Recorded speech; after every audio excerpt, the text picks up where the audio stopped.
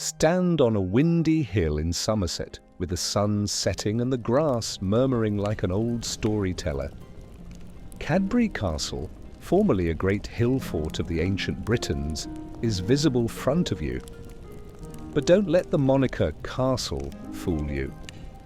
This was no fairy tale fortress. It was raw, practical, and profoundly spiritual. For hundreds of years before the Romans arrived, this location was sacrosanct, a pulsing heart of local power, ringed by wooden fortifications, buzzing with life and booming with rituals. Then came the Romans. Oh, they came hard. Imagine disciplined, ironclad legions charging up the hill as the Britons, brave but outmatched, scrambled to hold their lines. The ramparts, which were originally 5 meters high, are now nothing more than a temporary delay. The gates are set on fire, a gigantic orange grin against the night, and warriors from Rome pour through the smoke. What follows is a slaughter. No one was spared, including men, women, and children. The ground is saturated with blood. Bodies decay wherever they fall. The fields have been razed and the farms ruined. This was Rome's message: resist or be erased. And yet, this is not the end of the narrative, definitely not. For years we were informed that when the Romans left Britain in 407 CE, they carried with them civilization, extinguishing the light and plunging the islands into the so-called Dark Ages. Step closer, listen to the dirt, and you'll hear a different story. Archaeologists delving into Cadbury Castle discovered more than simply indications of killing. They discovered something considerably more surprising: foundations for buildings built after the Roman occupation. Structures that spoke of resistance, not destruction. When Rome withdrew, the Britons did not crumble. Instead, they adapted, rebuilt, and re-established a culture that was never fully eradicated. The narrative of King Arthur, the heroic man standing against invading hordes, may be a fable, but it is based on a very real fact. This was a period of survival, innovation, and identity building. This era, far from being a cultural vacuum, was brimming with creativity. Far from the idea of superior Roman civilization crushing a primitive people, the evidence speaks to something more complex, a society that merged influences, shaped and was shaped by its conquerors, and kept its traditions forward despite significant upheaval. So when you visualize post-Roman Britain, don't envision a blazing wasteland overrun by barbarians. Imagine determined hands rebuilding damaged walls. Consider old hymns sung beneath the same stars that looked over their forefathers. Imagine a land that has been transformed rather than lost. And as the wind moans through the grass around Cadbury Castle, remember this: Britain, AD's tale is not one of collapse. It's a story of furious and persistent reinvention. You've been exploring the rolling hills, seeking the legend of Camelot, right? And shall I tell you, the locals? Oh, they were convinced. They were ploughing their typical fields when a jumble of old stuff appeared, mostly from the Iron Age, with a little Roman shine here and there. And they were certain, absolutely certain, that this was where Arthur's warriors had clashed in great battle. But soon a small excavation team arrives. They dig a little deeper, literally, and what do they find? Massive defenses, heavily refurbished about the right time. And smack in the center, a timber-framed hall filled with Mediterranean crockery. That's like discovering a nice imported wine glass in your backyard BBQ pit. It begs a lot of questions. Now add Arthur's name to it, and the legend machine swings into overdrive. But here's the problem. Arthurian archaeology is, to put it mildly, inefficient. There is no part of Britain that does not have some Arthurian link. This is where he was conceived. Here is his footprint. Every midsummer's day, King Arthur's round table appears to levitate. Don't forget Slaughter-Bridge, where Arthur is said to have taken his dying breath before leaving for Avalon. As an archaeologist, I've always been skeptical of the entire Arthurian enterprise. I mean, Arthur is the ultimate mythological superstar, a hero who history has stolen and transformed into a cultural goldmine. You can walk into a dramatic, Arthur-themed visitor centre perched high in the Shropshire Hills and get the whole package. There's a deep lake with the Excalibur legend, Arthur's grotto where someone once claimed to have found the Holy Grail, and of course a stone with a sword stuck in it, until, surprise, someone stole the sword. Arthur embodies everything we want to be, a great warrior and a saviour who will return when Britain is in its darkest hour. It's a story with a powerful magnetic pull. Sure, it's simple to dismiss as pure fantasy. What about myths? Myths aren't all falsehoods. Take away the medieval glitter, courtly love, and magic, and Arthur has some fascinating things to say about his period. In fact, the entire concept of Arthur contradicts the traditional perception of the Dark Ages as a lawless, chaotic, savage time. His account suggests that British civilization did not just disintegrate after the Romans packed up and left. At the heart of Arthur's story are pointers to the original Britain's perseverance in the chaos that followed Rome. Take the Excalibur myth, which is about more than simply a magical sword. It is also about power, legitimacy, and survival. Arthur's story is not a joyful one. It tells the story of an illegitimate son reared by the magician Merlin, who draws a sword from a stone and becomes king. He recruits his devoted knights of the Round Table and fights innumerable great battles, but he will inevitably die, or does he? His body is transported to Avalon, the fabled island where mythology holds that he is not truly dead, but rather sleeping, waiting for the moment his realm requires him again. And with every twist and retelling, one picture stands out: the sword. Swords can be found throughout the Arthurian legends, from the sword in the stone to the sword at the end of life. They represent the beginning and end. And perhaps, just maybe, they hold a clue to what really happened in Britain in those long, murky ages after the empire fell. Excalibur, the shining, enchanted sword, slipped beneath the rippling surface of a lake and was handed back to a mysterious goddess. As a prehistorian, hearing that legend sends shivers up your spine. You've seen it before, not in medieval romance, but in the smoky glow of Bronze Age, casting pits. You've stood there watching molten metal flash orange as if a sword had been magically ripped from a stone form.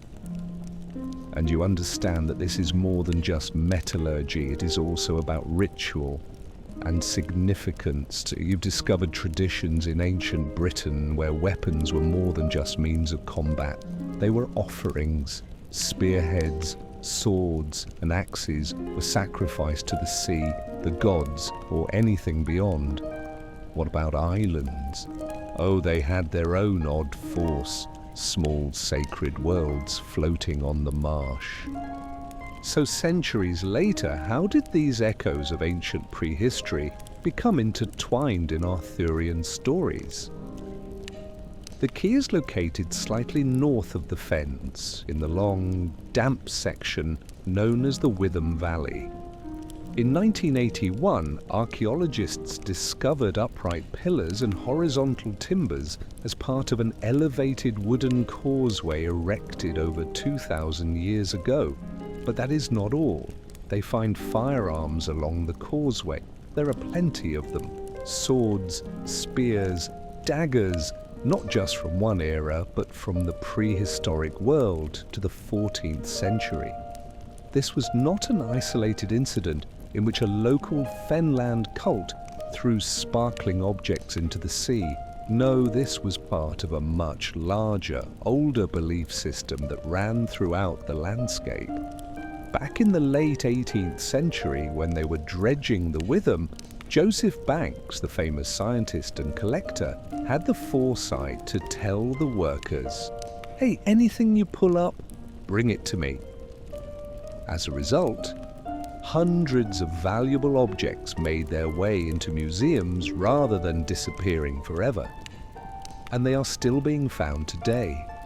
Every weekend, groups spread out throughout the fields, walking the parish grounds and discovering buried treasures. Nearly 2,000 objects so far. Iron Age axes with shafts still hanging on. Viking war axes are massive and savage, designed for splitting skulls. Large, almost ceremonial Iron Age spear shafts, the longest known in Europe. And medieval swords are exquisite wonders, but here's the catch. These weren't accidental losses. Archaeologists initially assumed, some poor soul dropped his sword or lost it in a skirmish. However, over time, a pattern emerged. The discoveries were concentrated along historic causeways, which are narrow raised walkways that wind through the marsh. The Witham Valley used to extend like a watery ribbon up to Lincoln, a maze of marshes, islands and spongy ground before the fens were drained in the 18th century. People traversed it by these tiny wooden causeways, skimming over the swamps.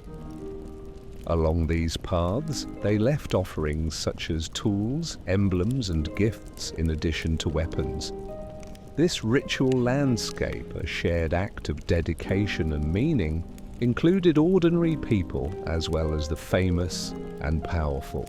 So when you hear the story of Arthur's Excalibur, consider beyond medieval romance. Consider the ancient hands that once raised a gleaming spear to the gods, the long tradition of casting power and sacrifice into the water, and the ritual heartbeat that was passed down, reshaped, and retold until it became the shimmering myth of a sleeping king, a magical sword, and a kingdom's destiny.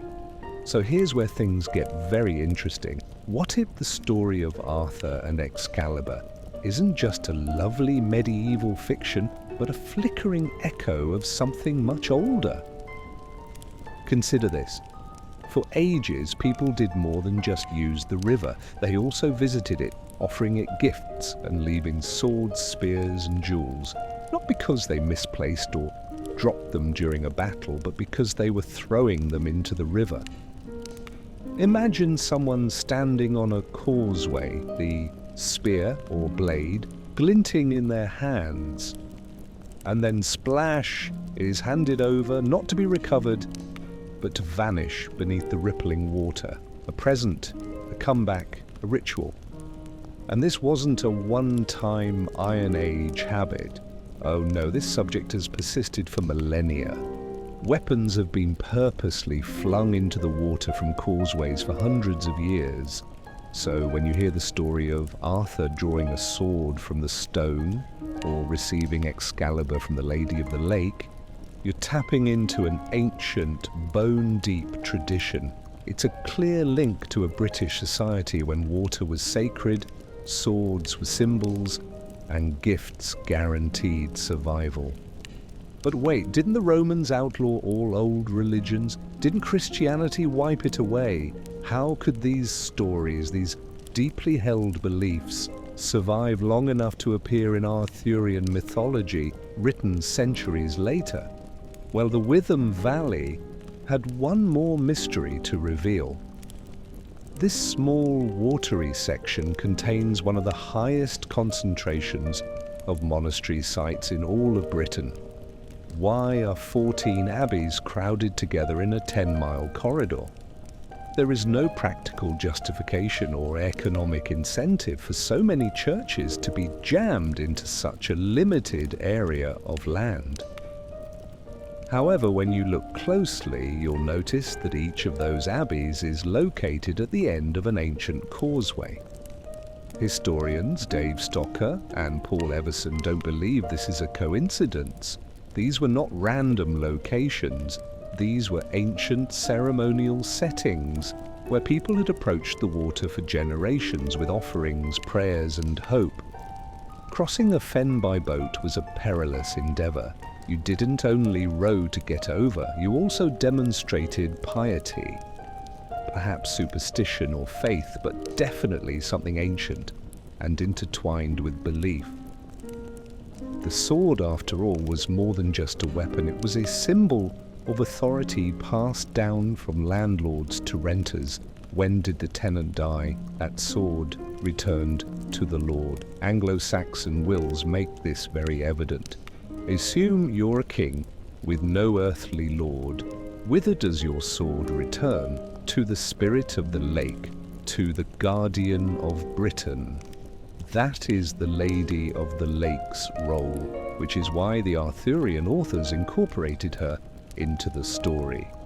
They weren't starting from scratch. They were reconstructing a profound cultural memory that had persisted not because Christianity killed it, but because, paradoxically, Christianity kept it alive by combining the old with the new. And here's the kicker. What are the last known swords thrown into the Witham? They date from the 14th century. And around that time, we begin to see swords and even whole sets of armor hung in churches over lords' tombs. It's as if the ritual had migrated indoors, changed but not destroyed. So the next time you see Arthur with his sword raised and a lake glistening below, remember that you are not witnessing medieval fantasy. You're standing on a centuries-old causeway, surrounded by the ghosts of people who understood that giving something to the water meant honoring the land's very spirit. Ah, this is where things become deliciously tangled. What were the monks doing at those abbeys along the Witham? It sounds a little pagan, doesn't it? But this is no accident.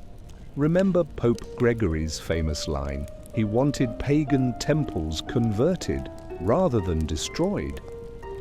Take the ancient gods, places and symbols and wrap them in Christian garments, allowing the people to preserve what they loved, albeit changed.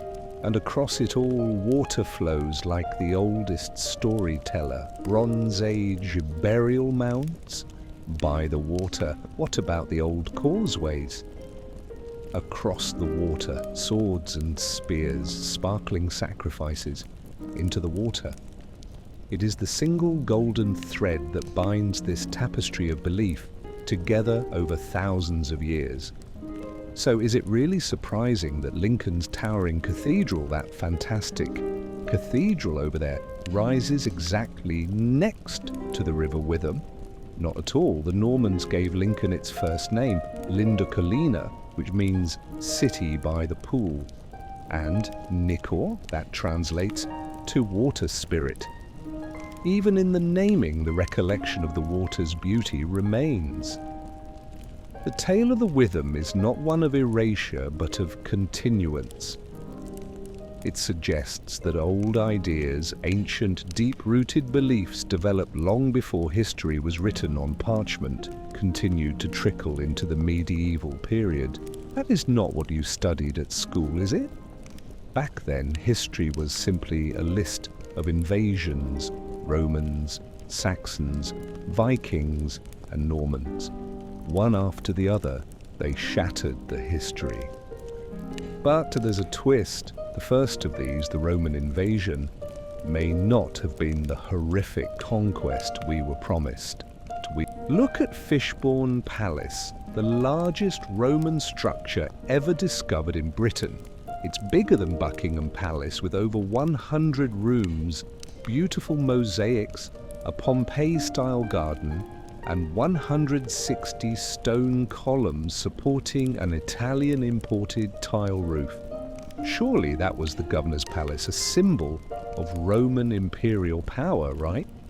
That was what everyone assumed, until archaeologists discovered a small gold signet ring among the wreckage.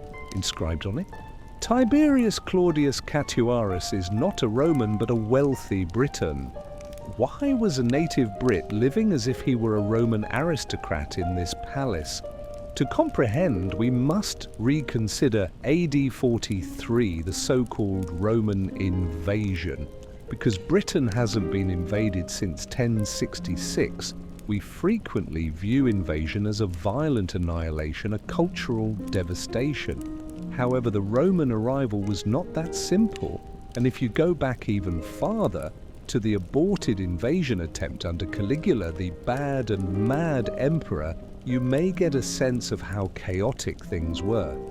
Caligula famously marched his army to the Channel, set up his catapults, and blasted massive rocks into the water. So, no, the Roman invasion of Britain was not solely about conquest and suppression. It was a weaving together, a remaking and a bargaining. The old traditions did not evaporate. Rather, they sank beneath the surface, reshaped and reframed, but never fully disappeared. And in the heart of Arthur's story, in the river, the sword, and the lady, you can still sense the ancient pulse of a Britain that remembered even as it evolved. Ah, the Romans, always the masters of drama, even when the script went off track. Caligula, the notoriously insane emperor, gathers his soldiers near the Channel coast, prepares his catapults, and launches boulders into the sea. Then he struts around, declaring triumph over the deity Neptune. Imagine the rumors spreading throughout the empire. The mighty Romans, conquerors of the waves. But here's the twist. Pre-Roman Britain was not a cohesive land waiting to be conquered. It was a patchwork quilt of feuding tribal kingdoms, each looking at the others with distrust. Written documents are limited, but archaeology provides intriguing glimpses. Consider a grave discovered in Colchester circa 10 BC, decades before the Romans formally arrived. What's inside? Roman wine containers, beautiful bronze-work cupids, and even a medallion depicting Emperor Augustus himself. None of stuff was produced locally. Why would an Iron Age ruler desire a Roman emperor's face among his burial goods? Because it was a political statement. These British elites were creating relationships with the major imperial powers over the water, just as tiny nations do today, when they ally with a superpower. The coins share the same tale. Early British currency had native designs, but at this point, classical images began to appear with overtones of Roman authority and distinction. This was not haphazard, it was deliberate. Homer and Virgil were well known among the British elite, particularly those upstairs. They were identifying themselves with the empire's cultural clout and demonstrating their ties to the emerging global order. Then there's Varica, ruler of the Atrebates, a man with close ties to Rome. According to Cassius Dio, Varica was the one who invited the Romans inside. His country had been conquered by northern tribes and he required strength. So he turned to Rome and effectively said, "Yeah, help me and I'll help you." When the Romans landed in AD 43, led by Senator Plautius, they were responding to an invitation, not invading enemy beaches. To people like Varica, the Romans arrived as liberators, not invaders. Isn't this a groundbreaking idea? Much of what we're taught depicts the Roman invasion as a clean, ruthless conquest, with imperial forces breaking through Kent, storming the Medway and marching directly into legend. But look closely and things become blurry. Cassius Dio's narrative, our primary ancient source, is strangely unclear. He depicts Roman forces being dismayed at first, but then being motivated by a burst of light flashing across the sky. An omen! Nobody resists them when they land. But just where did they land? We've long been informed it was Richborough, Kent, thanks to early digs that discovered some military evidence, and a later historian's creative weaving of facts. A fight at the Medway became historical fact, despite the fact that the original writings made no mention of the river. In actuality, the invasion story is significantly more intricate, involving politics, alliances, opportunism, and legend. And at its heart, as in the Arthurian legends, is a story of cultural negotiation, of old traditions being altered rather than extinguished by the vast empires that followed. So here's the huge surprise in the invasion story. The Romans didn't always arrive at Richborough, as old textbook accounts would have you think. Instead, there's a strong case for Chichester Harbour, which is right in the middle of Verica territory. Consider this location. A traditional English tidal creek, quiet and sheltered, the ideal natural harbour. You might slip 200 or 300 Roman ships in here, unloading soldiers, horses and supplies without a struggle. And why? Because they weren't storming hostile territory, they were coming in friendly waters. Fishbourne Palace, the huge Roman-British masterpiece, is within a stone's throw from Chichester Harbour. While the palace as we know it was not erected until 30 years after the invasion, archaeologists have discovered something remarkable at Fishbourne. Layers of Roman ceramics and food remains dating back before AD 43. This wasn't some peaceful backwater, it was already a strongly Romanized base before the alleged capture. According to John Manley, one of the excavators, this increases the likelihood that a substantial portion of the invasion force landed here, in familiar, cooperative terrain, among client kings they've already had in their pocket. Remember that Verica went to Rome, appealing for help, and Verica ruled this very territory. Verica is no longer mentioned in the chronicles after AD 41, but it is possible that a relative, maybe his son, was placed as a client monarch by the Romans. Who is most likely to succeed him? Togedubnus is a name that echoes throughout archaeology. At Fishbourne, they discovered a marble bust of a kid, sculpted in Rome. Britain had no marble carvers. Thought to be of young Togedubnus, commemorating the time he became a Roman citizen. It is almost clear that Togedubnus governed from Fishbourne. This wasn't simply a nice villa, it was a vast power centre with granted territories and the capacity to reign over large portions of the new province. What about that magnificent palace? It wasn't a symbol of Roman dominance, it was a sparkling celebration of British tribal power intertwined with the Roman world. So discard the notion that the Romans arrived, saw, and crushed. The real reality is more subtle. They were invited inside. They did not destroy British culture, rather they led its progress, contributing to the formation of a prosperous hybrid society.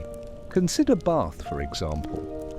Within a few decades of the invasion, the Romans converted this old sacred site, long known for its bubbling hot spring, into a brilliant jewel of the empire. 250,000 gallons of water flowing out of the earth every day at 40 degrees Celsius was more than simply a resource. It was a marvel, a gift from the gods. And the Romans knew just how to commemorate it. Not by deleting its history, but by building on, around, and magnifying it. In the end, The Roman-British history is not one of conquering and annihilation. It's a story of invitation, collaboration, and reinvention, in which native power and imperial ambition merged to create a new, diverse Britain that carried its past into a dazzling, complex future. Here we go. The story of the Romans in Britain comes full circle, not as the hammer of empire crashing down on a hapless land, but as something far more layered, intimate, and mediated. Take Bath as an example. At first glance, you may think, classic imperialism. Romans come in, slap their massive stone baths over a sacred spring, and claim it for their own. But look closer. What you see is not erasure, it is integration, sensitivity even. The Romans did not simply build over the sacred, they respected it. They realized this was more than just a hot spring. It was a place of profound, ancient veneration. Archaeologists discovered that Bath's temple precinct was meticulously planned, with the east-facing temple front ornamented with a large Gorgon's head. To the north, a pediment depicting Luna, the moon goddess, gliding her chariot over the night. To the south, Sol, the sun deity, adorned in spiky brilliance, rules over the heat of spring. Here's the balance: north and cold, south and hot, male and female, moon and sun. This was not an imported Roman design pasted upon an indigenous shrine. This was Roman engineering monumentalizing something far older, dating back to Iron Age beliefs. And exactly as in the Witham Valley and in Arthurian stories, people offer gifts to the stream. Objects are purposefully tossed into the sacred spring, their waves reflecting the ancient practice of casting swords, spears, and valuables into rivers and lakes as a way to speak with the gods below. The Romans named Bath's spring Sulis Minerva. Sulis is the native goddess, Minerva the Roman goddess of wisdom. A heavenly relationship across cultures has been formed. When you look down into the spring, you'd notice the red iron oxide crusting over the black muck, making it appear as if the earth was bleeding. Imagine standing there during the conquering, peering into the living, gushing mouth of the underworld. It's no surprise that people have revered it for millennia, dating back to the Mesolithic period around 7000 BC. Yes, the Romans gave Britain its engineering, mosaics, roads and baths. But did they transform the nation's soul? Not really. Over the years, Britain perfected a unique gift, the ability to absorb foreign ideas while maintaining its own character. The biggest foreign impact, however, was on the horizon, not from Rome, but from Jerusalem. Christianity, spreading like wildfire, would change the empire from inside, eventually hastening its demise in Britain. Then there's the unusual discovery: a massive lead tank collapsed at the bottom of a Roman well. When archaeologists first noticed it, they were perplexed. Why throw away something so valuable when it could be melted down and reused? What was it doing there? But you've seen the pattern by now. This was not just discarded scrap. This was a ritual. This was an offering. Even in their closing days, when the Roman civilization crumbled, people reached for the old magic, flinging their wealth into the depths, thinking the spirits of the underworld would still listen. The lead tank found at the bottom of the Roman well was carved with the Chi Rho, an early Christian symbol consisting of the Greek letters Chi and Rho. This was not trash. This was a legacy of shifting beliefs, indicating that at the time the Romans were erecting stakes in Britain. Something much larger was taking root. Think about Constantine the Great.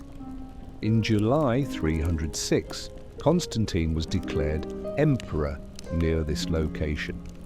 He would go on to influence history not merely by controlling Rome, but also by declaring Christianity the official religion of the empire. This was more than simply political maneuvering. It marked the beginning of a new chapter. By introducing Christianity to Britain, Constantine provided the people with something that would eventually outlast Rome itself. However, as Christianity gained popularity, Roman society began to deteriorate. By the late 3rd and 4th century, the wealthy had stopped investing in big public buildings and turned their attention inward to private country estates. Sounds familiar? Are the wealthy transferring their riches away from cities into private bubbles and away from public squares? We've seen this trend previously. In Roman Britain, that escape took place in sumptuous rural villas distributed throughout the countryside. These were not places ruled by transplanted Roman officials. They were run by native Britons, local elites, who had been influential long before the Romans arrived. The empire was analogous to a vast brand, and in Britain, the locals took over as franchise holders, running the show while embracing Rome's trappings. Consider Chedworth Villa in Gloucestershire, one of the richest and most luxurious homes in 4th century Britain. Nearly 80 metres of continuous mosaic flooring, underfloor heating, 2 private bathhouses, and even a personal water shrine for the family to worship the spring spirit. These weren't merely displays of luxury, they were deliberately selected emblems that combined layers of Roman classical iconography with native Celtic traditions. The mosaics didn't simply proclaim Roman power, and they talked of a mixed universe, a cultural inheritance spanning ages. The local tribe, the Dobunni, most likely did not oppose the Roman presence. Instead, they played along, welcomed the new system, and made a lot of money doing so. And owing to the survival of architectural plans and intact mosaics, we can see right into the Romano-British mind, their ambitions, mythologies, and shifting beliefs. These flaws, images, and symbols are uncommon voices from a people who left us with a vivid visual record but few written words. And in those dazzling bits we can see the arc of a culture that was not crushed by Rome, but rather transformed, merging native roots with imperial ambition before turning again toward a new force rising from the east, the silent, world-changing might of Christianity. Consider the dazzling mosaic flooring of Romano-British houses, which appear to be a mishmash of Christian and pagan symbolism. For years, historians dismissed these as crude mashups created by regional craftsmen who simply did not appreciate the nuances of Roman or Christian art. But that assumption, completely wrong. Imagine these mosaics as stained glass windows in a medieval cathedral. Every image, symbol, and detail was purposeful. This was not a backwater society. These were literary elites, well-versed in ancient books, philosophy, and theology, who deliberately constructed a visual language to make sense of their surroundings. The finding of a converted chapel at Lullingston Roman Villa indicated that Christianity was already thriving in the area. However, Dominic Perring discovered something even more fascinating woven into the mosaics: indications of Gnosticism, a strange Christian religion. The 4th century was a period of great intellectual excitement, similar to how science and technology drive the present world. Back then, philosophy was cutting edge. People were obsessed with transcending the mortal situation, leaving the prison of the material world, and gaining secret knowledge in order to rise to higher planes of existence. Hidden in the mosaics were Gnostic symbols that combined classical myths, such as the hero defeating monsters while riding the winged Pegasus, with Christian concepts about immortality and salvation. This was more than just lovely floor decoration. It conveyed a profound symbolic message: the triumph of good over evil, the search for eternal life, and the merging of myth, philosophy, and faith. This type of elite occult thinking thrived in the aristocratic urban circles and wealthy villa communities of late Roman Britain. However, it was also perilous. By 380 AD, the Roman emperor had formally condemned Gnosticism as heresy. Suddenly, these philosophical musings became crimes. Imperial edicts spread across the empire, taking lands, expelling believers, and, most importantly, destroying their religious equipment. How do you prevent heresy from spreading? You discontinued their baptisms. Archaeological evidence suggests that crumpled lead baptismal tanks were cut up and thrown into wells. I recall seeing one myself, like a smashed milk carton at the bottom of a Roman well, purposefully mangled to assure no further baptisms or conversions. Throughout the region, treasured Christian objects, church plates, baptismal spoons, Eucharistic chalices, were buried or secreted away in silver hoards. Whoever buried these valuables must have done so with a heavy heart, possibly filled with rage and defiance as they witnessed their faith, possessions, and very identity being attacked. Something substantial had happened by the time these riches were buried. The local Britons, who had previously welcomed Rome with open arms and absorbed and altered the rich, layered influences of the classical world, were now pulling away. Rome no longer controlled their hearts and minds.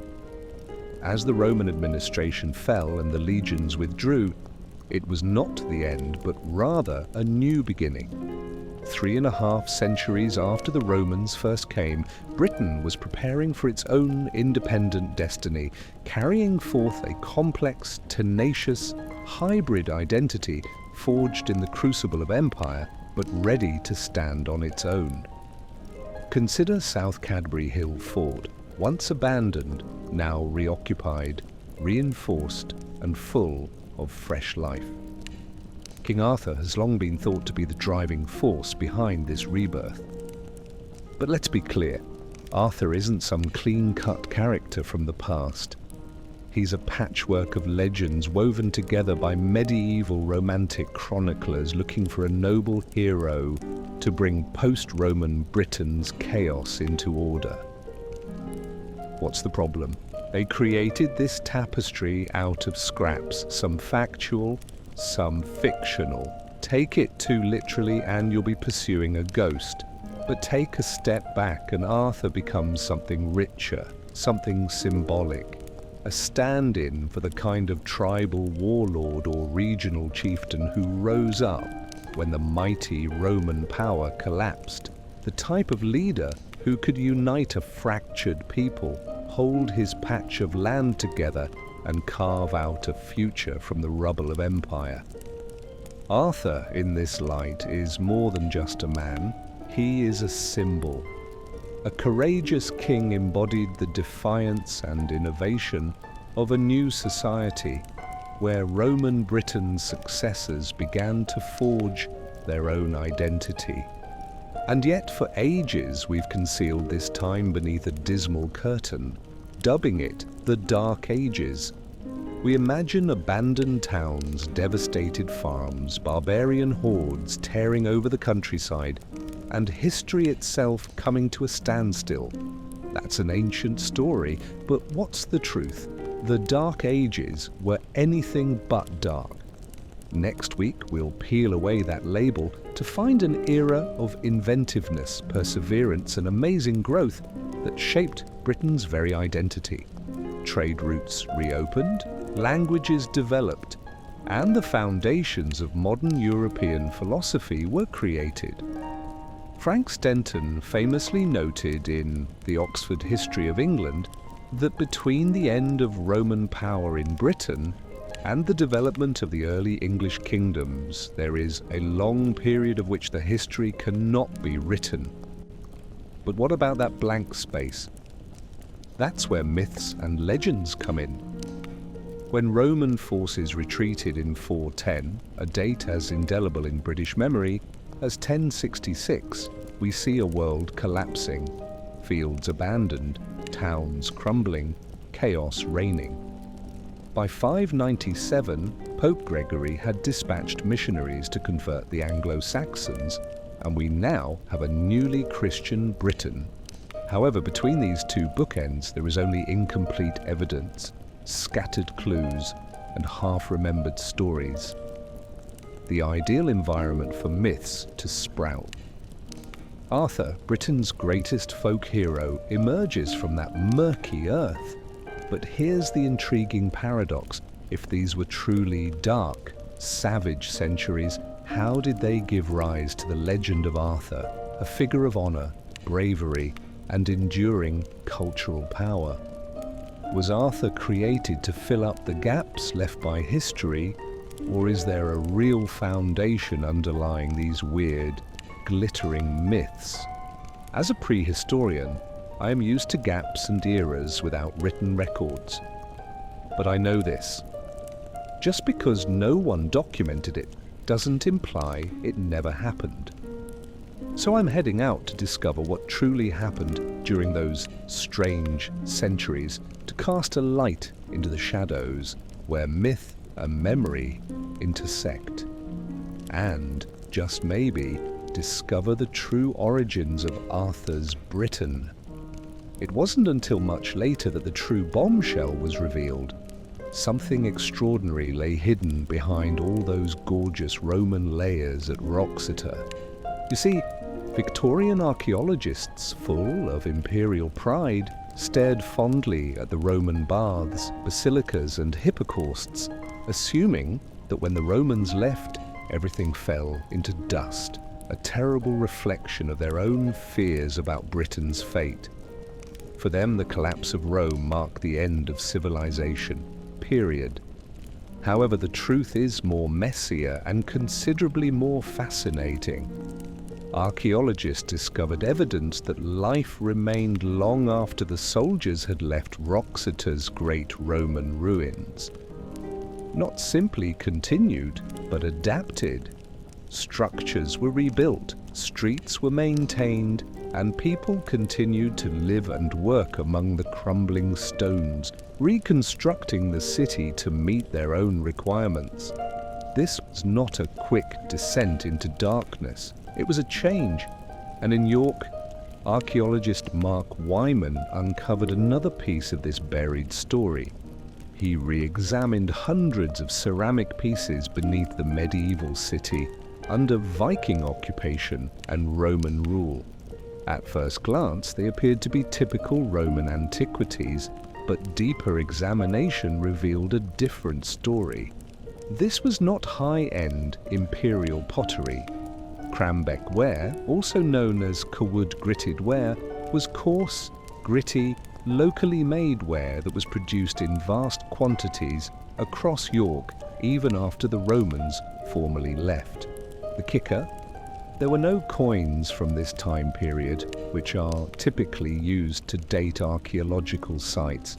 However, the poor and unpolished pottery reflected a strong local industry in the 5th century.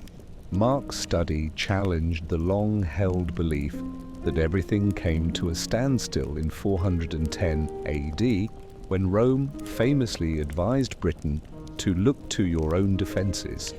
Instead, it indicated a story of perseverance, of local industry continuing to thrive and redefining the city's existence on its own terms. Similar finds have begun to cast doubt on the traditional collapse narrative throughout the United Kingdom. Archaeologists are piecing together a picture of a Dark Age Britain that was anything but dark. a world of continuity, adaptation, and invention. It's time to remake history. Why did we have the story so wrong for so long? Part of the responsibility lies with Victorian archaeologists who consider themselves as Rome's heirs. They saw dominion as inextricably linked to civilization. If the empire fell, civilization would undoubtedly fall. However, they disregarded evidence that people on the ground were not waiting for commands from emperors or monarchs. They were living, building, and adapting. So, among the lovely hills of Shropshire and the bustling streets of York, we discover the true legacy of post-Roman Britain. Not a wasteland of barbarians and broken cities, but a landscape of quiet resilience, where ordinary people built a new world on the bones of the old. Tony had seen something unexpected, a large timber-framed structure rising over Birdoswald's crumbling stone granaries, built long after the Roman soldiers had packed up and fled. This was no flimsy home or desperate shelter thrown together among the rubble. This was a great hall, a symbol of power, a massive structure that virtually screamed authority, designed with Roman specifications and built in accordance with Roman architectural tradition. And it was built in the 5th and 6th century, long after Britain was thought to have fallen into anarchy. It's that elephant in the room moment again. We tend to think of the Romans as outsiders, invaders, or occupiers who left nothing but a vacuum. What about the individuals who stayed? They were Romans, or rather Romanized Britons. Even when the central imperial structure failed, local communities continued to think, build, and rule in Roman ways. The date was critical. Between 520 and 600 AD, that's a century or two after the so-called fall of Roman Britain. And yet here they were, creating huge timber halls on stone Roman foundations with the same measured order. Someone powerful had put this together, someone with authority, resources, and a vision. But who? That is the tantalizing mystery. Of course, foundation trenches alone cannot reveal a ruler's name.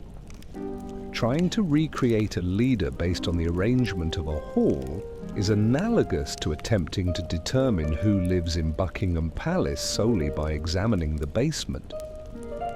But we can say that this was hardly a rudderless, lawless land. There existed a hierarchy, there was structure, there were leaders. And whether or not one of them was the factual seed of the Arthur legend, they were unquestionably Arthurian figures, local warlords, tribal monarchs, Romano-British aristocrats, men who stepped into the void left by Roman withdrawal and kept society running. The finds at Wroxeter and Birdoswald allowed archaeologists to rethink Dark Age Britain. They demonstrated that the centuries after Rome were more than just about collapse. They were about transition, adaptation, and survival. Even up here on the wild, wind-swept fringe of Hadrian's Wall, where we once imagined Arthur fighting his final fatal battle, we can see evidence of perseverance, innovation, and local power standing steady against the storms of history. And as archaeologists dug deeper, they discovered that the so-called Dark Ages were a story of fresh beginnings, carved on the bones of empire and carried forward by people who refused to let their world disintegrate. Tony's team at Birdoswald struck gold. There they were, standing over the ghostly form of a vast wooden hall, the kind that makes you drop your jaw when you realize what you're looking at. Imagine it. A massive open structure with a thatched roof arching over it, the first commanding sight you'd see as you entered the doorway. Tony, keeping things cool, dispatched one of his top diggers to lightly tidy a trench. There were no indications or signs, just a quiet, "Let me know if you see anything odd." And sure enough, she found it. Hard, flat spots that matched up exactly. They were the remains of 12 massive post holes, the skeleton of an immense wooden hall, constructed long after the Roman soldiers had packed up and fled. So, who built it? Who could muster the manpower, money, and authority to construct such a structure? The answer isn't a band of scrappy survivors. It's a hereditary commander, a figure whose influence had morphed from Roman military authority to something of a little monarch. Imagine a guy who, instead of turning off the lights after Rome left, just said, "Keep paying your taxes and we'll keep you protected." The transition from taxation to protection racket isn't so far-fetched. The old history books would have us think that the Roman army withdrew, darkness descended, and civilization collapsed. But at Burdaswold, such is not the case. These were local Britons, not Romans on their way somewhere else. This was home. There was no huge exodus or rapid collapse. And Burdaswold was most certainly not alone. Fortified settlements like this one were likely common along Hadrian's Wall. In the southwest, historic hill forts were reoccupied with local authorities fortifying their defences. Burdaswold was not a vestige of the Roman frontier system. Rather, it was part of a new network moulded by the changing world post-empire. And how about the neighbouring countryside? Traditionally, the idea said that after the Romans left, cultivation was abandoned, nature took over, and the environment reverted to thick, untamed forests. However, pollen analysis, yes, pollen, those tiny grains that quietly preserve the botanical memory of the land, reveals a quite different story. Archaeologists, including Petra Dark, gathered soil samples from Crag Lough, east of Burdaswold, to reconstruct the shifting landscape. To archaeologists, the types of trees documented in those samples function as a time machine. If farmland reverts to wild wood, you should expect a specific pattern of trees that indicates abandonment. However, Petra's findings called into question that long-held notion. It turns out that the land did not just become wilderness after the Roman legions left.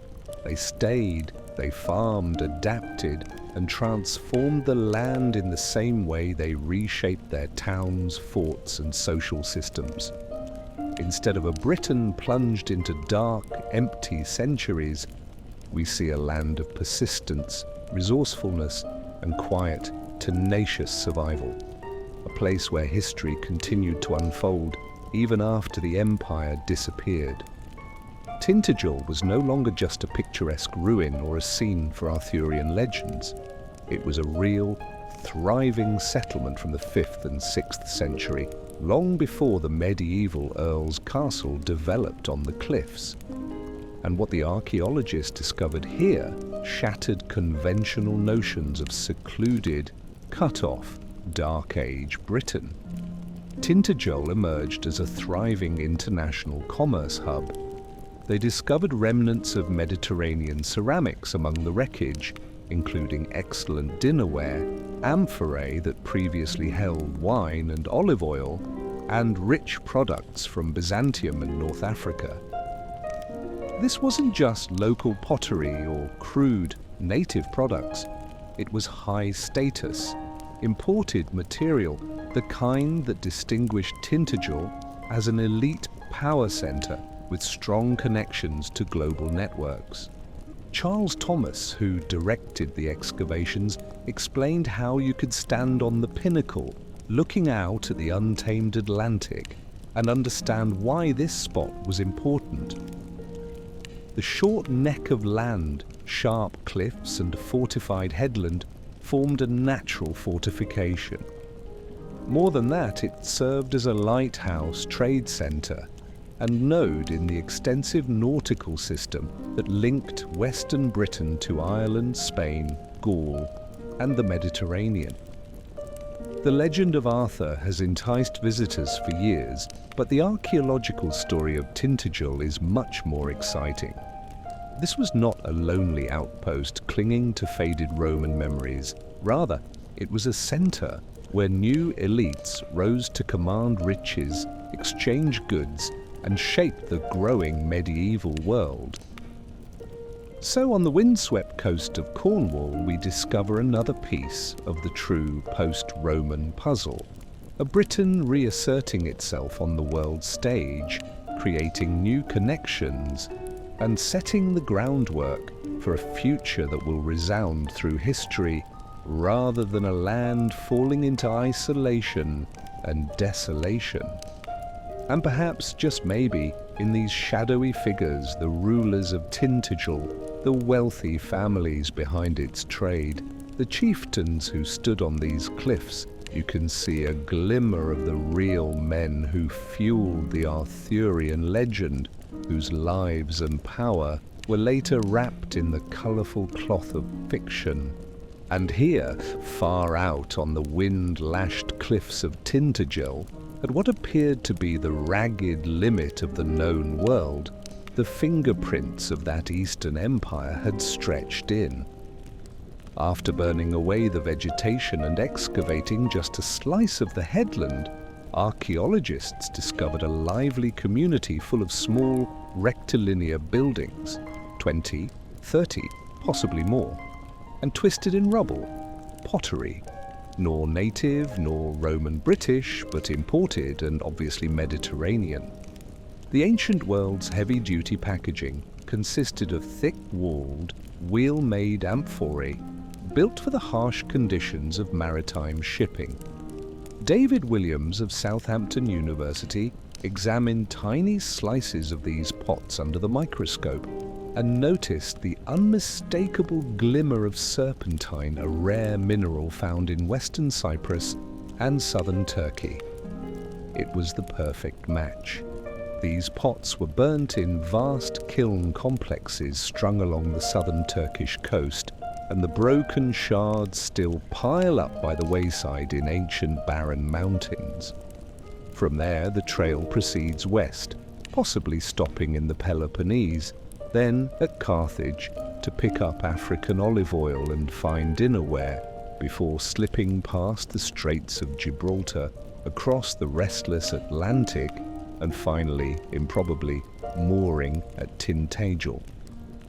These amphorae were the equivalent of Coca-Cola bottles in their day, ubiquitous, vital, and global. And the fact that they shattered and littered the settlement reveals something significant. This was not a one-time delivery. Tintagel was part of a wide, thriving commercial network that connected Britain to the Mediterranean, North Africa, Byzantium, and beyond. Between 530 and 560 AD, long after Rome had been sacked and Britain had been abandoned by the empire, this colony remained active, trading, and connected. Far from being a backwater trapped in darkness, Britain sat on the edge of the known world, reaching out to the future. And just there, among the imported ceramics, the wrecked walls, and the windswept cliffs, you can feel the pulse of a moment when Britain was not only surviving, but also altering, when new elites emerged from old stones, and Arthurian legend was just beginning to emerge from the mists of memory. Consider the scene: traders' ships anchored offshore, the summer sun shining down, and the local aristocracy gathering on the beach, enjoying opulent feasts alongside the pounding waves. Huge hearths roaring, meat sizzling, the aroma of roasting rising into the salty air, and shards of expensive imported porcelain scattered among the remains, the kind you'd ordinarily find on aristocratic tables in the heart of the Mediterranean. Why? Because this wasn't just any neighborhood event. This was a high-risk company. The hint came in 1995 when divers looking for the wreck of a Spanish galleon off Devon discovered something far older and more surprising: tin ingots, smooth and weighty, 99.9% pure. This was not medieval or early modern freight, it was prehistoric, ancient, and valuable. Long before the Romans arrived, tin, the British metal, was a prized export. And here's the kicker: the Mediterranean tradesmen who braved the Atlantic swells to visit Tintagel and other coastal strongholds weren't there to sightsee or gossip with the local monarchs. They came to collect tin. If you owned the tin fields, you controlled a resource that was pure gold in the Mediterranean economy, used to make bronze and power a whole ancient commerce network. So imagine the local rulers, perhaps Arthurian figures, gathering the tin from their estates, packaging it, and conducting these grand summertime transactions. By July, tribute had been established, a preset amount of tin blocks ready for distribution. What flowed back into Britain? Fine amphorae with olive oil, wine, excellent crockery, and rich goods from Byzantium and North Africa. Sam Turner's excavation along the eroding Devon coast yielded more than just charcoal and bone. It found a seasonal settlement, a thriving hub where traders and tribal elites gathered to make deals, exchange commodities, and, judging by the number of feasting hearths, celebrate their shared success. And this was not a unique incident. Archaeologists have discovered hundreds of pottery fragments and at least 10 feasting sites across the southwest, indicating extensive beach parties under the open sky. These were no ordinary ports. They were power centers, social theaters where bargains were done, alliances were formed, and news from the distant ends of the known globe washed ashore. So Dark Age Britain was not some isolated, disintegrating remains of an empire lost in the mist. It was alive, linked and thriving. A land where local power intersected with global trade, where tin-rich rulers welcomed Mediterranean merchants, and where the clang of amphorae and the aroma of roasted meat blended with the salty Atlantic breeze. To the fading old power structures, a new sort of leadership emerged, one based on spiritual authority, learning and common religion rather than legions or emperors. Calday Island off the south coast of Wales appears to be the most distant and wind-swept location on the map. However, in the 5th and 6th century, it was far from isolated. Among the rocky coastlines, a single sherd of Mediterranean pottery was being discovered, matching the imported ware from Tintagel. One lonely bit, but it speaks much, because when one fragment remains, others must have existed. And that fragment implies that this tiny island was part of the same Byzantine diplomatic and economic network, a node in a vast chain that linked Celtic Britain to Constantinople, the Eastern Mediterranean, and the very center of Christian philosophy. Walking around the abbey ruins, Jonathan Wooding highlighted the significance.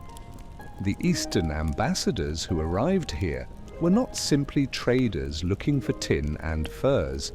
They were come to meet with people they identified as cultural kin, Roman forebears, heirs of Latin learning, speakers of familiar liturgy, and participants in shared rituals.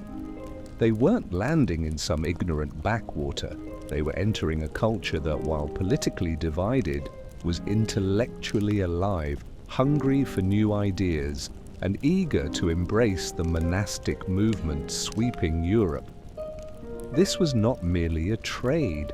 The exchange of ideas, the transfer of belief systems, and the weaving of a spiritual and intellectual fabric would determine the next chapter in British history. The emergence of monasticism following Rome's retreat filled not only a religious void, but also a power vacuum.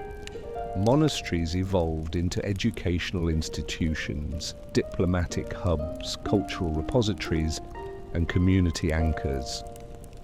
They were the new heartbeats of a transformed civilization. So when we look back on Dark Age Britain, let us reject the traditional cliches of breakdown and stupidity. Instead, imagine a land alive with beach feasts and diplomatic gifts, pottery shards whispering of distant empires, and islands like Calde, where the winds carried not only traders and goods, but the seeds of an intellectual and spiritual renaissance that would bloom for centuries to come. Stepping into the chilly, dim hallways of the Bodleian Library immerses you in a world where stone and ink, religion and intellect, memory and poetry meet.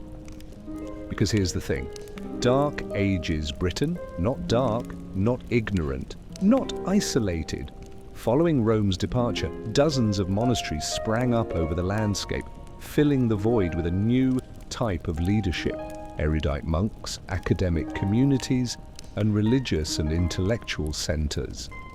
And at the center of it all was Gildas. Writing in the 6th century, about 100 years after the legions left, Gildas provides one of the few remaining written sources from post-Roman Britain.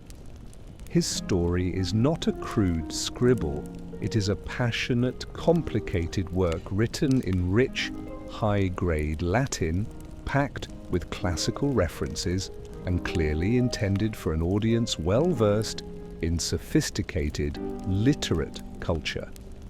This was not a local hermit mumbling in a cave. Gildas was well known throughout Western Europe, and even St. Columbanus, the famous Irish monastic founder, persuaded Pope Gregory the famous, the most monastic pope of the first millennium, to study it.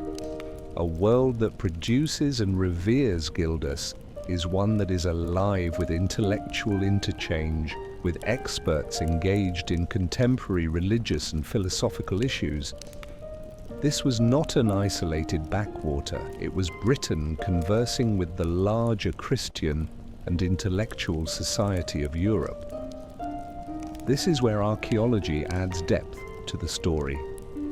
Not only do we have texts from monastic elites, but we also have simple stones etched across Western Britain with Latin prayers, crosses, and even rhythmic syllabic verse.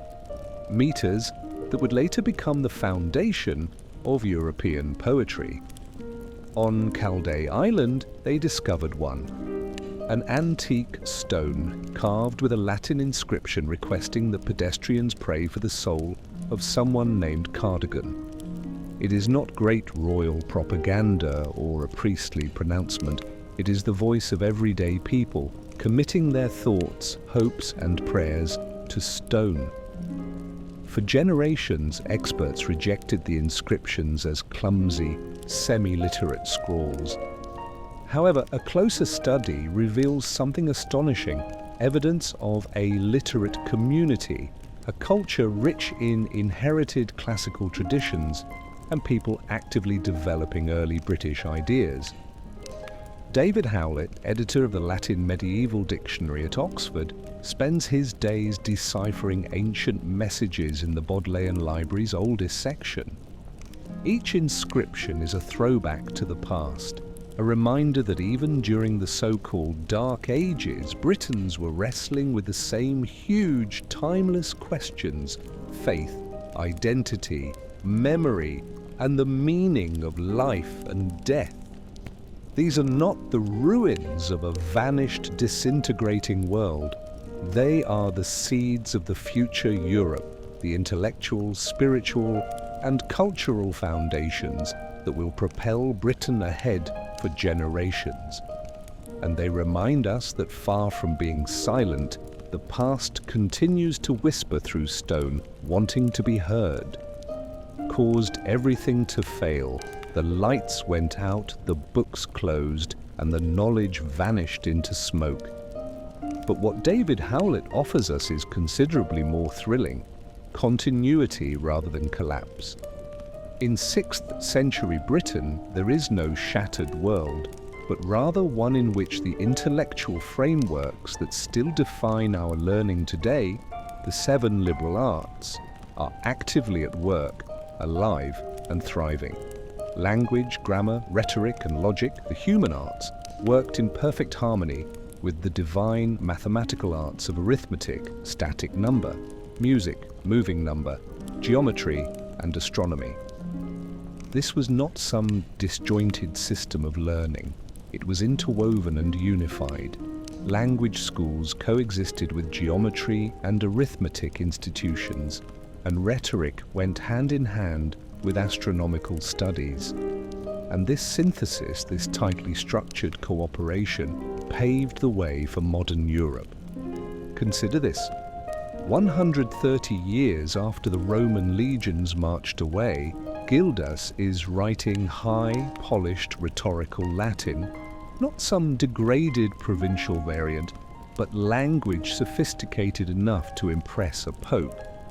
In addition to Gildas's manuscripts, thousands of stone inscriptions can be found on the hillsides and in churchyards throughout Western Britain. At first view, these stones resemble scratchy, awkward Latin text.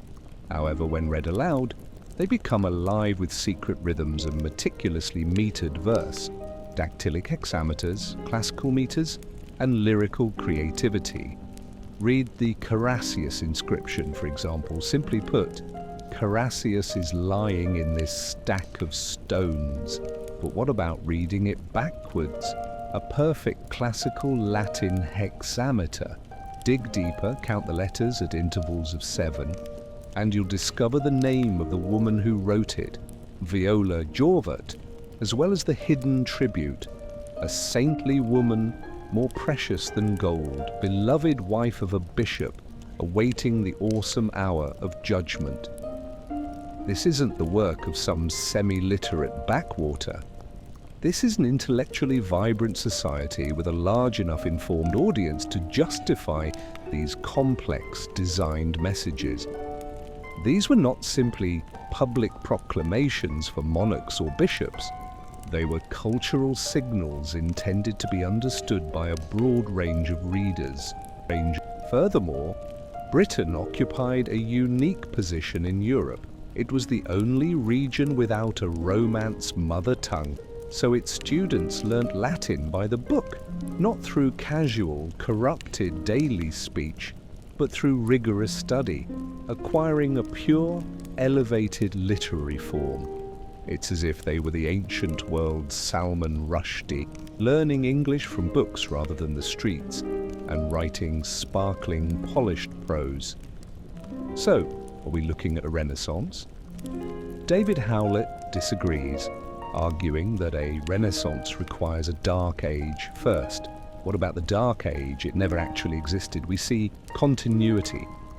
The fall of Rome in 410 was a calamity, a finite historical moment with huge repercussions. But intellectual activity in Britain did not cease. It adapted, it evolved, it took the ancient light into a new realm, illuminating the route for medieval and contemporary European thought. We'll follow the emergence of the Anglo-Saxons, the new force that swept across the land, altering the face of Britain and bringing an end to the world that Arthur's people knew. But standing here, reflecting on the story we've just discovered, it's impossible not to feel the glow of something special. Because no, Britain did not collapse once Rome withdrew. The lights did not lessen, rather they flashed brightly. Towns like Wroxeter were not abandoned immediately. They were remodeled, repurposed, inhabited, and led by a new class of local rulers, warriors, merchants, and monks. Trade relations were not severed, rather they were reforged, extending all the way to Byzantium and the Mediterranean. Intellectual life did not dwindle, rather it thrived, with Gildas and his peers writing sophisticated Latin, monks disseminating new religious leadership, and stone inscriptions indicating a literate, engaged populace. I set out to find Arthur, that shadowy, shimmering figure who was always just out of reach, the ultimate icon of lost Britain after Rome. And what I discovered was far better, because while Arthur is a legend, the world he inhabits, the historical stage on which his stories play out, is real, lively, and deeply creative. Whether Arthur was a warlord at Hadrian's Wall, a noble leader rebuilding devastated cities like Wroxeter, a wealthy southern businessman shaping trade, or a knowledgeable monk guiding the faith, he was, above all, a manifestation of a people's longing. He became the imagined savior, the guy around whom following ages built mythology of a golden age, not because they had documentary evidence, but because they desired a symbol of power, unity, and hope in times of turbulence. And there is the magic. Myths are not falsehoods. They are memories wrapped in imagination, depicting a moment when actual men and women experienced one of the most dramatic transformations in British history. However, no golden age lasts forever. By the 7th century, Wroxeter had fallen. Pagan rulers such as Penda of Mercia stormed throughout the kingdom, and the revolutionary force came not from the nostalgic West, but from the East, the Anglo-Saxons, whose entrance would launch a new, tumultuous and exciting chapter in Britain's growing tale. So sure, Camelot existed not as a castle or a court of knights, but as a bright, resilient world made by empire survivors, a world that continues to hum beneath our feet, waiting for us to listen. And in the next chapter we'll see how the planet was transformed once more. Point within Britain itself, not because swaggering Anglo-Saxon royals jumped ashore from boats, but because the local social and political system evolved, homegrown rather than imported. That popular textbook vision of rugged Germanic soldiers rowing over the North Sea, leaping onto the beaches of eastern Britain and planting the seeds of England in one massive invasion. It is collapsing beneath the weight of archaeological evidence, or rather, the absence of it. The burial treasures at Sutton Hoo, discovered just before World War II, astounded researchers and the general public. A spectacular ship burial, a helmet suitable for a king, a polished scepter-like whetstone, and a delicate small cup, all indicators of enormous wealth and power. But where did the privilege come from? Not necessarily a plethora of foreign princes. Helen Geek argues that some researchers find Swedish influence, some see Byzantine echoes, and still others see a mishmash. A monarch attempting to indicate broad ties by playing with numerous cultural signals and creating his identity as an East Anglian king. However, there is no solid archaeological evidence pointing to an armed foreign occupation. Instead, the evidence indicates something far more intriguing. By the 7th century, parts of Britain had developed into a patchwork of politically powerful kingdoms.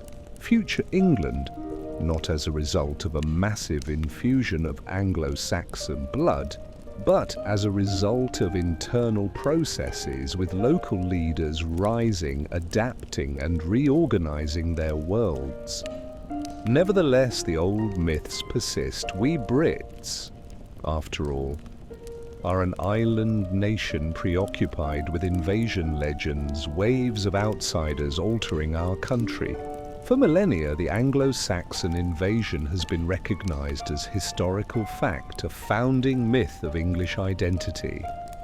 But cutting-edge archaeology is prompting us to reconsider that. The Sutton Hoo burial is not a monument to a foreign conqueror. Rather, it is a snapshot of a local king enmeshed in a changing British landscape, blending influences, rewriting customs, and laying the basis for the political geography that would later be known as England. The true tale, as we are now realizing, is not about alien invaders chopping down dark forests to create brave new realms. It's about continuity, adaptation, and local talent, transforming a post-Roman world into something both familiar and startlingly unexpected. And it's the story that will rewrite our history and perhaps redefine how we envision the future. The genetic echoes throughout the terrain tell an intriguing story.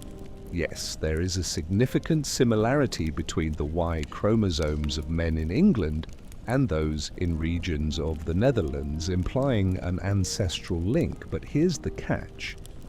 This relationship does not necessarily imply that enormous boatloads of Anglo-Saxon soldiers flooded across the North Sea and conquered everything in sight.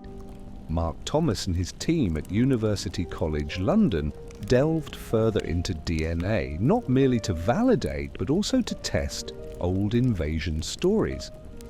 And what they discovered was subtle. The DNA indicates some level of migration, but not necessarily a violent conquest or a massive stream of alien blood displacing the original population. Instead, what emerges is a much more nuanced, multi-layered image.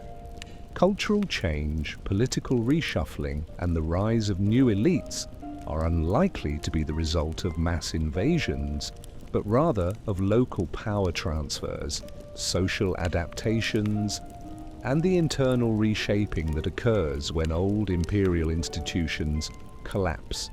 Sure, Heinrich Herke favors the idea of invading invaders, citing rich burial mounds like Sutton Hoo, which are located on prominent ridgelines and designed to announce status and control.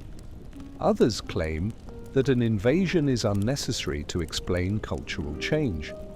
Consider current examples such as Russia after the fall of the Soviet Union, where significant cultural upheavals were caused by internal realignments, promoted ideas, and shifting tides rather than outsiders. And as one archaeologist puts it, I wouldn't be happy if someone moved onto my land. You'd expect to see evidence of strife and scars from battle, but we don't. Not on the magnitude that the Anglo-Saxon conquest story requires. If anything, with the fall of the Roman tax system, local British farmers may have felt freer, perhaps even richer, without the imperial weight crushing down. Instead of a power vacuum beckoning invaders, we may be witnessing a local reshaping in which people who were already present rose to prominence, styled themselves with new symbols, and spun their own origin stories, claiming descent from gods and distant royal ancestors to legitimize their new leadership. In sum, the classic invasion story, brave Germanic warriors storming ashore and slashing their way to the throne, does not match the evidence. The DNA, archaeology, and social patterns all point to something more subtle. The building of England was not about being conquered. It was about recreating from within, remaking identity, and writing a story of transformation that would last for generations. The North Sea, the iconic image of wild Anglo-Saxon bands swooping down in longboats to ravage Roman beaches. However, Andrew Pearson's research suggests otherwise. When you stand at Porchester Castle or Brancaster, you see more than just an old fort. You see a dominating bastion overlooking what was once a large watery expanse, marshes, tidal creeks, and a magnificent estuary landscape. And these forts were not necessarily built to deter attackers. They could have been built to promote cross-channel movement rather than prevent it. Yet that's right. The Saxon shore forts, long seen as memorials to the Anglo-Saxon threat, could have been thriving centers of commerce, exchange, and diplomacy. Rather than looming as fortresses against invasion, they could have served as Roman customs stations, monitoring and managing the continual swirling flow of commodities, people, and ideas between Britain and Europe. And this is where the myth starts to unravel. For centuries, the account of the Anglo-Saxon invasions has been told in broad strokes. Barbarian hordes rushing in, crushing the local Britons and altering the region through conquest. However, the archaeological evidence does not reveal obvious indicators of widespread slaughter or displacement. What about the genetic studies? They disagree wildly. One proposes significant male line replacement, while another claims that the original British Y chromosome persists unaffected by Anglo-Saxon or even Viking incursions. Furthermore, genetic alterations do not explain how they occurred. Was it through violence, economic migration, elite dominance, in which a small incoming group wielded enormous cultural influence, or a steady merging of populations throughout generations? DNA alone cannot answer that question, and that's why relying entirely on genetic history is so dangerous. It reduces a rich, multifaceted human tale to basic numbers and timelines. But history is more than just numbers. It is about culture, ideas, societal movements, decisions, and adaptations. The profound transformations of the 5th and 6th centuries, which laid the groundwork for contemporary English identity, were not always the result of mass invasion. Instead, they most likely originated from inside, with local communities remaking themselves, absorbing new influences, forging new alliances, and creating new myths about their origins. So when we ask, who are we, the English? The solution isn't just inscribed in conquerors or DNA, it's written in a lengthy, winding, convoluted story of continuity, adaptation, reinvention, and the great human desire to explain the present by telling a story about the past, even if that story becomes more legend than fact over time. The plot takes a turn away from clashing swords and burning villages and toward tranquil, uninterrupted life. Dominic Powlesland's extensive archaeological investigation at West Heslington yielded unexpected results when hunting for Anglo-Saxon invader footprints. Instead of indications of violent takeover or mass displacement, he discovered layer after layer of continuous settlement, a wide ladder of farms, homesteads, and trackways arching across the landscape, hugging the border of the wetlands and running for kilometers, maybe all the way to the shore. This was a village that didn't flinch when the so-called Anglo-Saxon invasion allegedly landed. It had been around since the Bronze Age, silently changing, adapting and persisting until the 5th and 6th centuries. There is no hint of collapse. There is no evidence of abrupt, new populations erasing the old. This landscape, the real, lived, agrarian reality of regular people, tells a far different story than the dramatic chronicles and heroic creation myths. When you zoom back out, it becomes clear why the evidence from the Saxon shore forts is so important. The phrase Saxon shore is derived from a Roman military record that was translated centuries later by antiquarian William Camden, who added his own dramatic interpretation to it. Were these forts defending the coast from Saxon raids, or were they controlling existing Saxon settlements? Were they talking about the Saxons at all? According to Andrew Pearson's re-examination of enormous thick-walled forts like Porchester, they were not primarily designed for defense against attackers. Rather, they were supply hubs, economic centers, and trade ports. If Saxon raiders were a threat, it wasn't on a regular basis, not even monthly or every few years. And if these sites aided in the movement of products out of Britain and across the empire, they were part of a world that remained heavily reliant on long-distance networks. Overall, the evidence from the forts and farms demonstrates that Britain in the post-Roman period was not a broken, invaded, burned-out land overrun by Germanic hordes. It was a patchwork of changing local institutions, some of which adapted so seamlessly to the new political order that their existence has been obscured by centuries of invasion fiction. So, what exactly happened in the 5th and 6th centuries? The emerging picture points away from sudden conquest and towards slow transformation.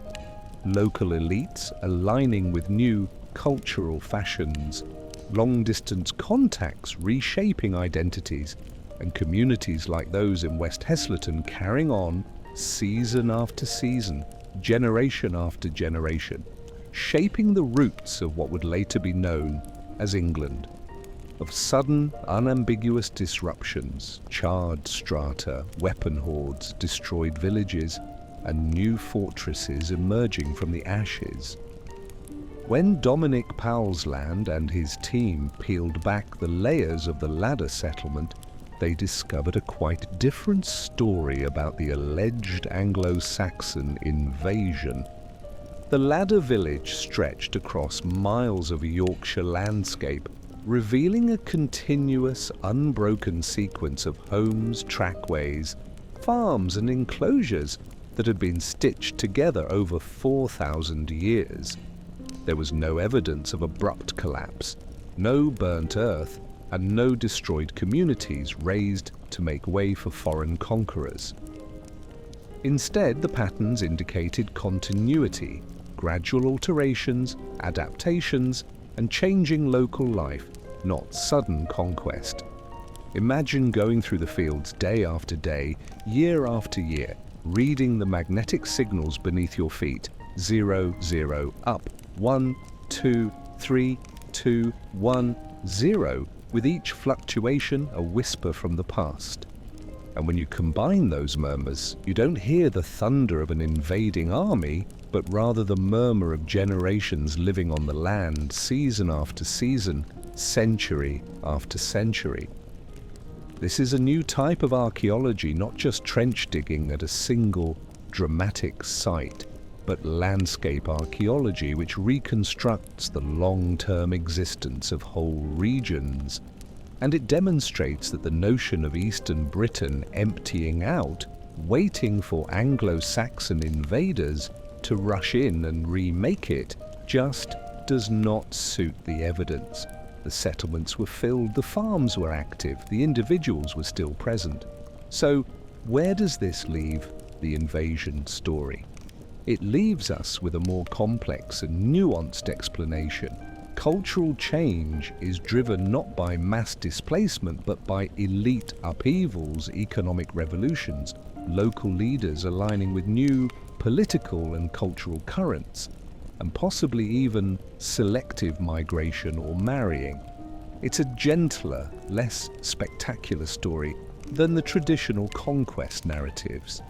But in many respects it's the more fascinating one, because it depicts a native British civilization that was not swept away, but rather rebuilt itself, absorbed new ideas, and contributed to the hybrid environment that would finally become Anglo-Saxon England.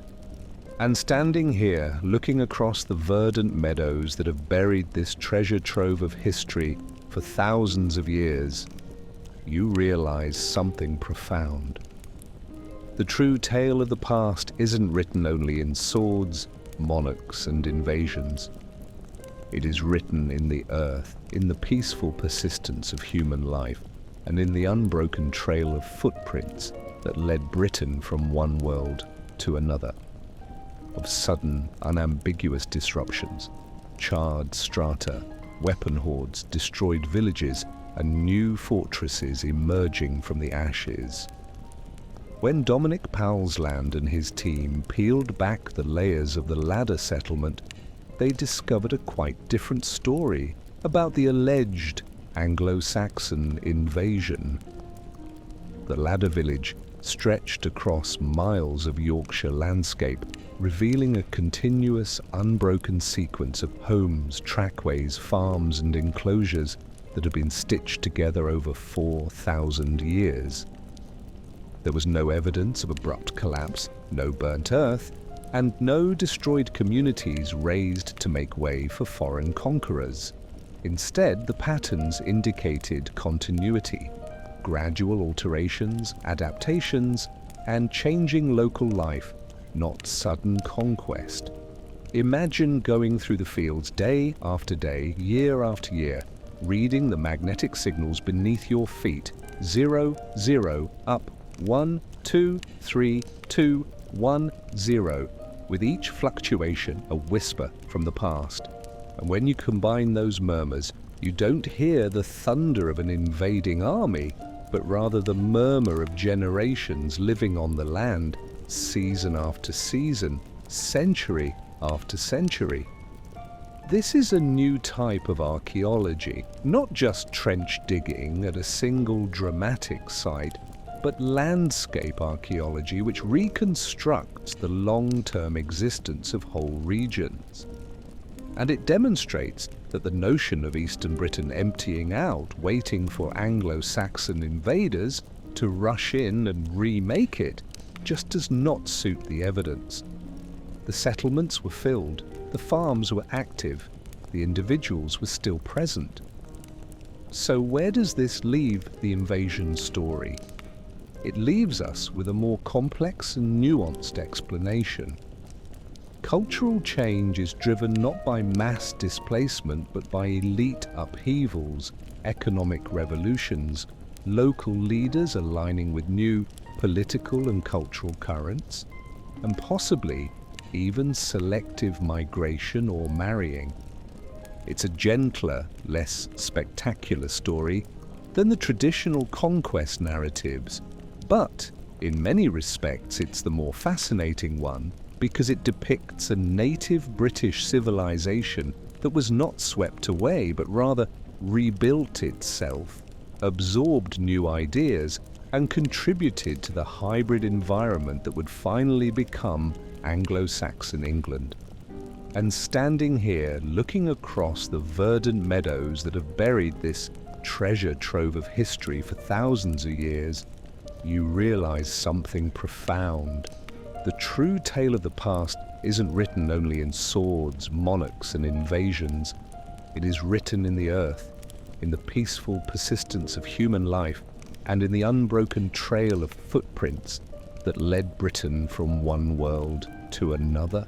So Paul Budd took teeth from Dominic's Anglo-Saxon cemetery, tooth from people formerly supposed to be invaders, foreign soldiers rushing into Britain, and studied the oxygen isotopes stored inside those minuscule fingerprints of childhood water and food. And the outcome, they were not outsiders. The people buried in this ostensibly Anglo-Saxon cemetery had grown up nearby. They drank the water, ate the food, and lived their lives as locals. There was no isotopic signal indicating childhoods over the North Sea, and no significant inflow of men, women, and children from Saxony, Frisia, or Jutland. In other words, the alleged Anglo-Saxon newcomers were not new at all. They were the descendants of the same populations who had lived on that land for generations, Bronze Age, Iron Age, and Roman-era people who now buried their dead in Anglo-Saxon graves. What had changed was not the people, but the culture. Their garments, pottery, weaponry, burial customs, all those telltale marks of Anglo-Saxon identity were acquired not because an invading horde imposed them, but because of cultural transition, the gradual and steady moulding of society from within. For decades, archaeologists cited these burials as evidence of an invasion, indicating that Britain had been overrun. However, Dominic's painstaking surveys and Paul's cutting-edge science reveal a considerably subtler and far more fascinating story. People stayed, the landscape remained, and the long chain of local life endured. However, the symbols, trends, and identity markers altered to reflect a new world of continental ties and shifting power. What we call the Anglo-Saxon invasion may perhaps be a fantasy based on surface indicators of change, mistaking new styles for new people, cultural progress for conquest. And standing here, among the flat, sandy fields where settlements once thrived, and generations of locals buried their dead, you understand that the most spectacular revolutions do not often originate from the outside. They emerge from within, born by the same people who were always present. And this is where the story takes its most unexpected turn. For ages, the transition in language from Celtic tongues of Roman Britain to Old English has been cited as the final proof of the Anglo-Saxon invasion. After all, how could such a drastic linguistic alteration occur without waves of Germanic settlers overwhelming the land, eradicating native languages and imposing their own? Clearly, language is the smoking gun. However, contemporary linguistics is challenging that simple explanation. The graveyards at West Heslaton depict a different story. There are a few first-generation immigrants, mostly lower-status Scandinavian women, who may work in the household or provide services, but the cemetery is mostly populated by locals, individuals born in Yorkshire, people whose ancestors had lived there for generations, dating back to Roman Iron Age and Bronze Age eras. Despite this strong continuity, these same individuals eventually began speaking Old English, a language with Germanic roots rather than Celtic ones. So, how does language change so dramatically without mass invasion? Consider current examples. In Latin America, indigenous inhabitants predominantly acquired Spanish or Portuguese owing to aristocratic control, political power, and cultural prestige rather than demographics. Consider Ireland, where centuries of English rule and cultural pressure caused a huge proportion of the people to switch from Irish Gaelic to English. To summarize, language change does not always necessitate large-scale population replacement. It can emerge from the top down as local elites embrace a new, prestige language and eventually spread it throughout society. It can occur through economic links, social mobility, intermarriage, and the slow, persistent drip of cultural influence. The archaeological record at West Heslaton shows no burned layers, mass graves, or smashed farmsteads, no evidence of violent conquest. It demonstrates calm continuity, shifting settlement patterns, and subtle changes in material culture. And because to stable isotope studies, we know that the community was mainly self-sufficient. So what about the huge Anglo-Saxon invasion that was meant to clean up Britain and install a new people? It's beginning to resemble a powerful myth, a story created later to explain cultural changes that, in truth, arose from within, through intricate, layered processes of adaptation, alignment, and progressive transformation. And once you grasp this, the true history becomes much more exciting, because it's more than just a story of invasion and replacement.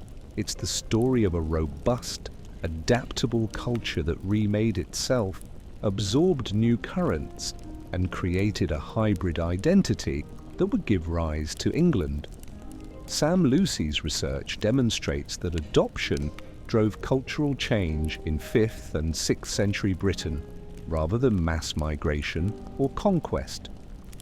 native Britons were not swept away or crushed by Anglo-Saxon invaders. Rather, they chose to realign themselves and redefine their identities in response to the changing world around them. They began to wear continental-style brooches, bury their dead with Germanic-inspired burial goods, and, most impressively, gradually transitioned from Celtic to Old English. But here's the catch: they didn't just copy Old English completely. Katie Lowe notes that they brought their own linguistic fingerprints with them. Just as a French learner today may speak English with minor French quirks or structure errors, Britons studying Old English carried over habits from their Celtic tongues. What about those minor mistakes? They weren't simply ephemeral. They gradually merged into the growing English language. That is why, unlike German or Old Norse, modern English uses word order to determine who is doing what to whom, rather than word endings. That structural transformation, which is now so crucial to how English operates, was most likely caused by long-term contact between Germanic-speaking elites and Celtic-speaking locals. So the rise of English was not a story of linguistic conquering, but of cultural synthesis. It required long-term peaceful contact, marriages, social blending, and locals accepting new symbols, styles, and speech, not under the shadow of the sword, but under the lure of opportunity, fashion, and belonging. The epic narrative of the Anglo-Saxon invasion described a tidal flood of foreign warriors who wiped the slate clean. However, the archaeology, burials, material culture, linguistics, and even isotopic fingerprints in old teeth all point to a more delicate, human, and intriguing reality. After Rome, the people of Britain remained put. Together they remade themselves. That, maybe, is the true birthplace of England, not in conflict, but in the peaceful, daily miracle of cultural evolution. The sparkling stars of his story are the blank slate pagans awaiting triumphant Roman conversion, the founders of what he portrays as a pure and true English Christian church. However, this, like so many tidy historical stories, was a fabrication created to serve a purpose. The truth was far messier and richer. Augustine didn't arrive in Kent in 597 to find himself on a spiritually desolate heathen island. He was entering a land where Christianity had already established significant roots. Bishops, monastic establishments, and erudite scholars were already there, carrying on traditions dating back to the late Roman period. Native British Christians who traced their roots back to Celtic Christianity were alive and well, with a church life that thrived independently of Rome. But Bede, writing 2 centuries later, chose to tell a simpler, broader story. He portrayed the Anglo-Saxons as a unique race of pagan conquerors who invaded Britain, uprooting the indigenous people and their murky, unorthodox Christianity. In Bede's hands, the story became one of a new religious beginning, a clean slate, and an island resurrected by the Roman mission. This was no unintentional misunderstanding. It was a deliberate reworking, removing the tangled threads of history to give the English Church a strong, straightforward founding story. By portraying the English as the result of the Anglo-Saxons' conversion, rather than the older Celtic Christian heritage, Bede provided the Roman Church with a powerful, accessible history. But archaeology, linguistic evidence, cemetery surveys, and even genetic research all tell us something very different. There was no significant population replacement. The cultural changes we associate with the Anglo-Saxons were not imposed by hordes of invaders. Rather, They were absorbed by local communities and evolved alongside long-standing British traditions. And Christianity, it was already present, woven into the fabric of British life even before Rome's missionaries arrived. Augustine was sent to tame a putative heathen wilderness, but it was actually a land of profound religious practice and learning, which the Roman Church chose to erase from official history. Finally, what emerges is a complex, rich human story of adaptation, persistence, and reinvention, rather than a tidy, heroic saga of an island conquered and converted. The people Bede referred to as Anglo-Saxons were not a new race. They were the same people, standing on old soil and creating their world, and in the process they created something far more lasting than a conventional invasion narrative. They became the creators of England. But here's the deep truth my journey has revealed. The story we've long been told, in which the Anglo-Saxons sweep in as a chosen people, destined to inherit the land from the supposedly degenerate Britons, is not historical fact. It's an origin myth, shaped and polished over centuries to craft an idea of Englishness that serves political, religious, and national interests. Bede, writing from the calm walls of his Northumbrian monastery, was not simply recounting events. He was creating a narrative that exalted the English as a cohesive, divinely chosen nation, similar to the Israelites in biblical history. In his hands, the complicated, muddy reality of early medieval Britain, local cultures merging, changing, and reshaping, was reduced to a story of conquest, succession, and divine rights. What about the Victorians? They grabbed on that story wholeheartedly, resurrecting the concept of aristocratic Anglo-Saxon lineages to define Englishness in opposition to the Celtic others, the Welsh, Irish, and Scots. They even transformed the figure of King Arthur, a native Briton, into a symbol of Victorian Anglo-Saxon ideals, resulting in a magnificently muddled national icon. However, Britain's early medieval past was never as clear-cut. The archaeology depicts continuous local life, not violent invasion. The tombs reflect cultural change, not racial replacement.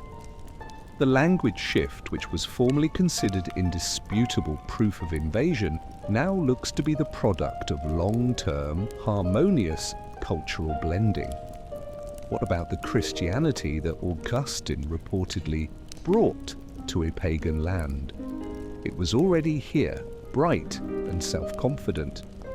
When we look for national identity, we frequently look back to the early ages when Rome's shared world came apart and Europe's patchwork of peoples began to identify themselves. However, we don't find a clean pedigree, a pure ancestry, or a straightforward answer to who we are.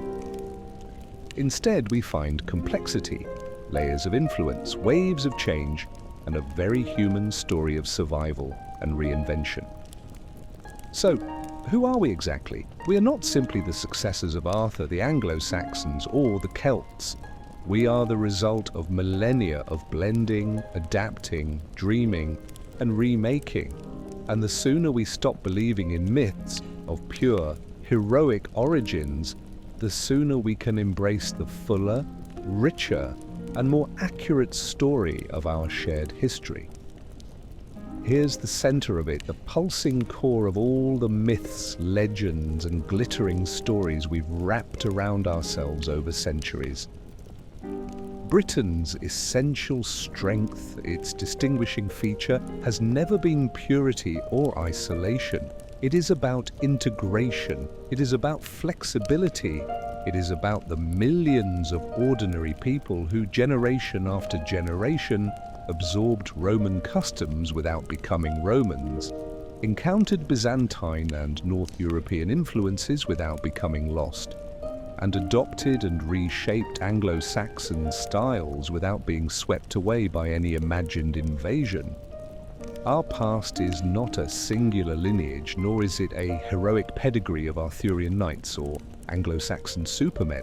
It is a mosaic, a collage, a living patchwork made stronger, richer, and more resilient by its numerous threads. Consider this: we are a people who can refer to chicken tikka masala as the national dish, drink tea from China or Kenya as a quintessential British ritual, and carry within our language traces of Celtic syntax, Latin learning, Germanic roots, Scandinavian echoes, French courtliness, and countless other streams, all flowing into one river. The myths of invasion, of racial purity, of civilizational collapse and rescue are neat stories that were beneficial in constructing identity in previous centuries, but they no longer suit the evidence. What fits is the story of creative plagiarism, taking, adapting, absorbing and transforming, not being erased or overwhelmed, but prospering as a result of connection. And that is the lesson we will take forward as we march into the 21st century. Full of Victorian bravado, we must remember who we truly are. Not a nation with closed borders or unbroken bloodlines, but a people whose greatest strength has always been diversity. A people changed by waves of arrivals, ideas, goods, and languages, and the astonishing capacity to incorporate all of them into the blend we name British.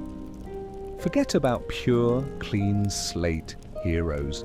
Raise a cup of tea, no matter how alien its origins, and toast the true heroes, ordinary Britons who, over thousands of years, transformed adaptation into an art form and variety into an identity.